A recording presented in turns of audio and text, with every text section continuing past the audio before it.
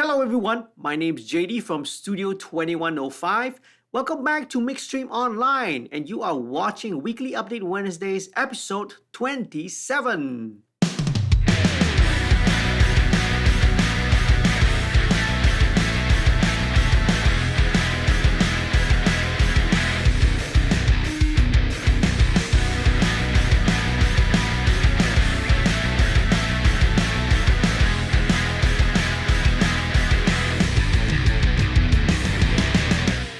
First of all, a warm welcome to all the new viewers and a big shout out and thank you to all the patrons who help to support the channel financially. If you're new here, as usual, do head on down, take a quick moment and click on the subscribe button and the notification bell so that you'll be updated every time I upload a brand new video.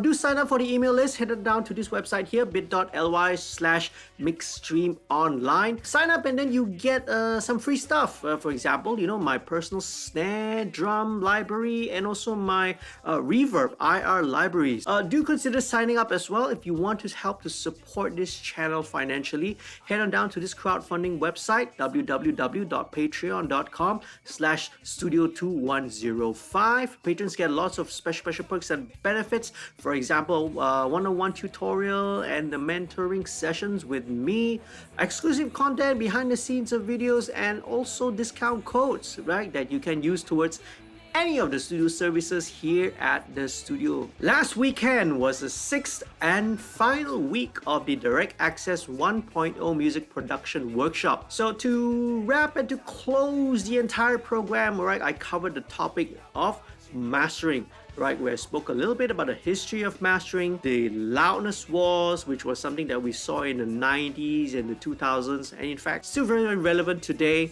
and also, right, mastering in this day and age of digital streaming platforms. I also finished it up, alright, covering topics related to acoustics and also how to set up a home studio. This year marks the third time that we are organizing this workshop, and this time round was a little bit special because this workshop was made possible with the support of Chandana, the Cultural Economic Development Agency. Without Chandana's assistance, right, this year's workshop would not have happened, especially right during this time of COVID-19 and the lockdown and MCO. Also, a big shout out and thank you to Big A Productions, right, for hosting us and also providing all the technical and video support, right, for the entire event. All 6 weeks, they've been amazing. Anthony and his team of engineers, right, have been absolutely fantastic. And also a big shout out to Texel for being the prize sponsor.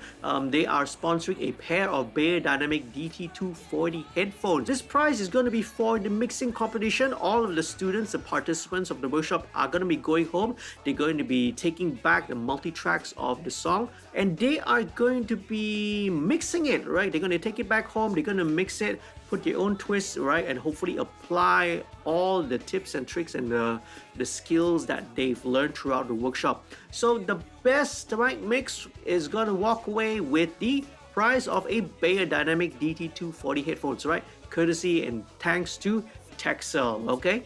Alright, okay, as promised, right, videos of the workshop will be up really soon. Again, the best way to be informed, right, is to sign up for the email list, okay? Or you can also follow the official Direct Access Instagram. Link is going to be down in the description below. Alright, with all the news and updates out of the way, it's time to get down to this week's featured question. Why do record labels give out an advance instead of paying artists a monthly salary? Wouldn't it be more cost effective that way? Alright, a music business related question.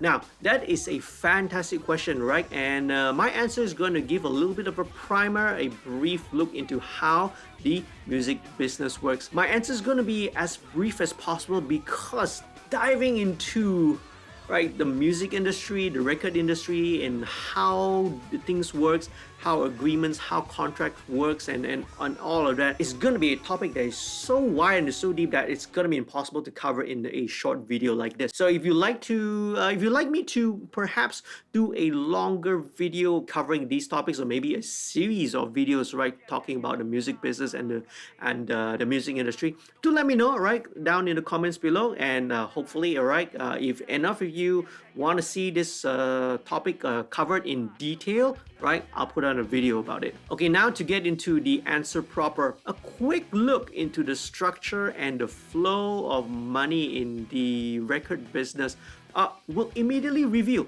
why recording artists are not paid a salary like any typical employee of, let's say, a company. The recording artist, be it a solo artist or a band or a group or an ensemble, they enter into what we call an exclusive recording artist agreement, or a recording contract, right, for short. So they enter into this agreement with the record company, in whereby that company invests heavily into the production and the marketing of the product. What's the product here? The artist, number one, and their music. So record labels make money through, number one, the sale of records, and number two, licensing of the music to a third party. So the actual term and the word that we use is exploit, right? So this is actually the exploitation of copyright. So copyright, all right, I actually sort of did a brief explanation in the previous video. So if you want to know a little bit more of what copyright is, okay, do check out this video below, okay? But basically, copyright exists, right, in two forms. Number one, copyright in the musical work, i.e. the song, melody and the lyrics, and copyright in the sound recording, which is, right, the actual master recording, right, of the song itself. Back to the question. So every time a song is played on the radio, it's streamed online, or a physical or digital copy is sold, okay, so the record company pays a royalty to the artist. A royalty is a percentage of the profits, okay, to the artist. Now, there's a well-known saying that goes like this: every time the music gets played, somebody gets paid. Let me repeat that again, okay? Every time the music gets played, somebody gets paid. Hopefully, right, with the knowledge that you have, every time your music gets played, make sure that you get paid, okay? Don't get played. Okay, back to the recording agreement or the recording contract. So there are four main provisions. There are four key areas, right, in a recording agreement. Number one, the term. So the term here refers to, right, the number of albums, or sometimes the number of years plus options. Number two, the royalties. So royalties typically in the United States, right, it's somewhere between 13 to 16% of the retail or the wholesale price, right? In different countries, the royalty rate will differ. Number three, advances. Okay, so advances, then this is related to the question, right, that I'm going to be answering. Okay, number four, the 360 deal, or, right, sometimes referred to as the all-in deal. Now, I will cover this, right, a little bit later in this video. So when an artist is signed to a label, they receive an advance, and that advance, right, is to help to make the record. Now, fast forward, right, the recording is done, the mixing is done, and the record is ready to be put out and released to the public. The label, they get to keep all of the revenue until they have recouped their expenses. Now, this is a very, very important point that you have to be aware of how the music business and how the recording agreements work, okay? The label gets to keep all the income, all the revenue made from the sales of the record, from the licensing of the record, until they have recouped all their expenses. So they're the ones who invested it. They have to, right, see a return on investment. They have to recoup all of those expenses first. So what are the expenses that are borne by the record company? Number one, right, the expenses will include, number one, the recording costs, manufacturing costs, promotional costs, right? Promotional costs here would include advertising, music video, touring, etc.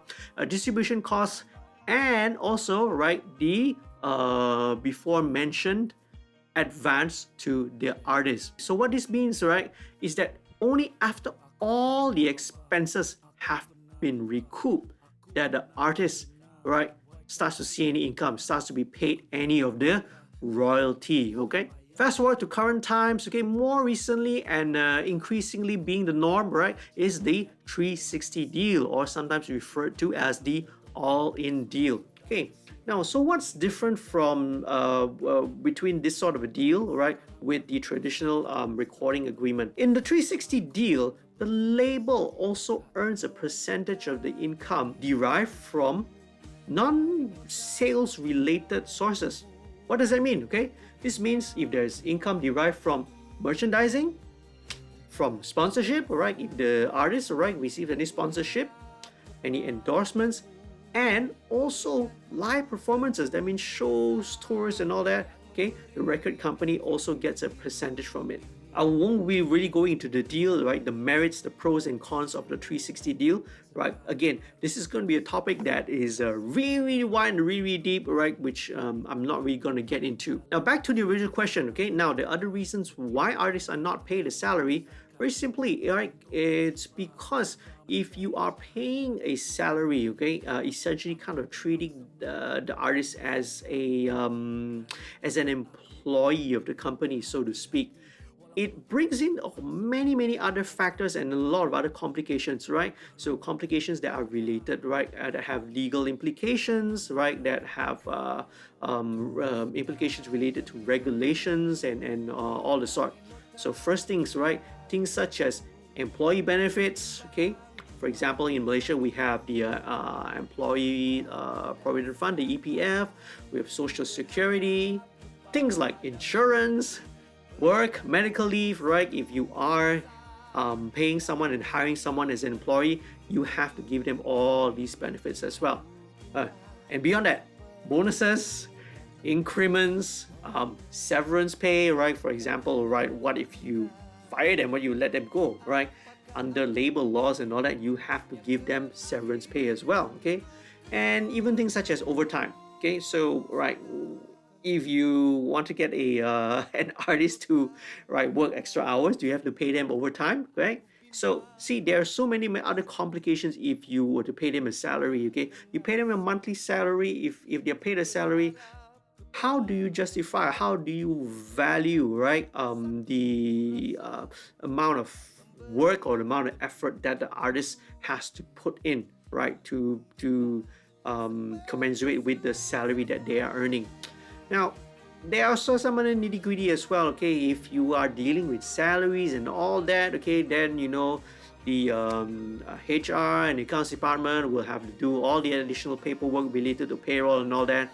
This again increases admin costs. So actually, if you look at it, right, this is not really a very cost-effective method of doing it.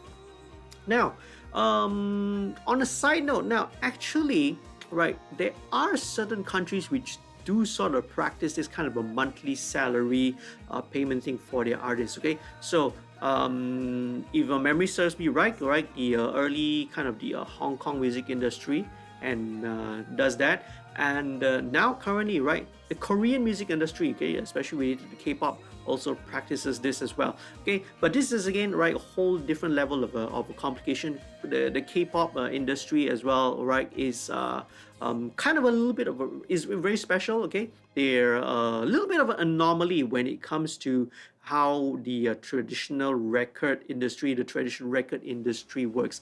They work with a totally different kind of a business model as well, okay? Which undoubtedly, right, is very successful, okay?